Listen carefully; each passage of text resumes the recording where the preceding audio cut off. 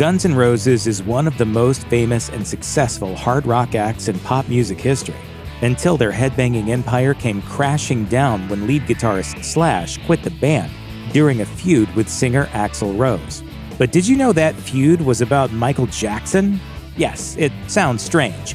And it's true that the band was already splintering before Slash quit Guns N' Roses in 1996.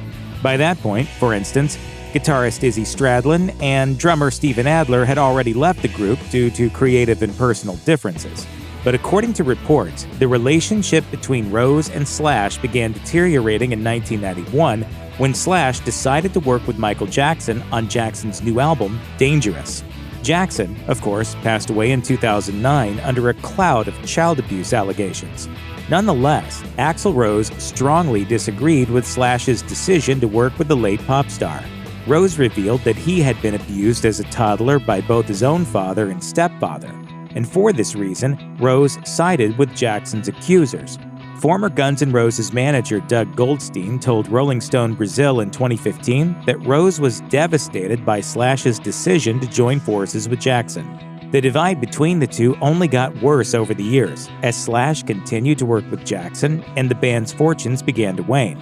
In 1996, the Guns N' Roses cover album The Spaghetti Incident flopped, and Slash had issues with the increasing control Rose had over the band. Rose made his bandmates sign contracts that would make them more or less his hired hands and not full-fledged band members. In light of this, as well as Rose's worsening behavior both on stage and behind the scenes, Slash made his decision to go. In 2012, Slash told Piers Morgan, "It wasn't even me necessarily leaving the band, it was not continuing on with the new band that Axl put together that he was now at the helm of, which was the new Guns N' Roses. I was given a contract to basically join his new band, and it took about 24 hours before I decided, I think this is the end of the line."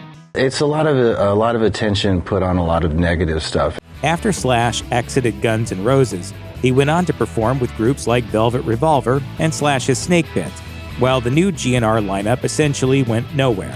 The long-hyped next Guns N' Roses album, Chinese Democracy, didn't arrive until 2008. In 2012, when Guns N' Roses was inducted into the Rock and Roll Hall of Fame, the press and GNR fans wondered if the original lineup would show up, putting Slash and Axl Rose on stage for the first time in years. Rose, however, declined to attend.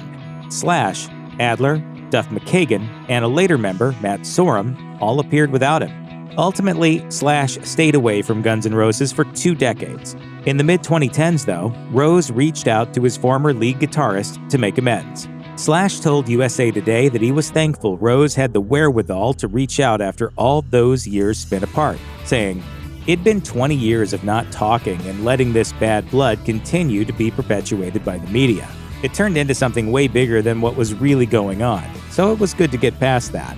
Slash also told The Guardian that his differences with Rose were overcome by just talking, and that when all was said and done, much of the feud was based on a misunderstanding.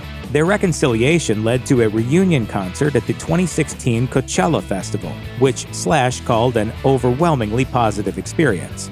The original GNR lineup is now back together and touring. They've also released some new songs, such as Hard School and Absurd. In 2022, Slash told Louder Sound he was confident that even more Guns N' Roses material would soon be released, including a possible brand new full-length album, explaining that there is a new synergy within the band since the reunion.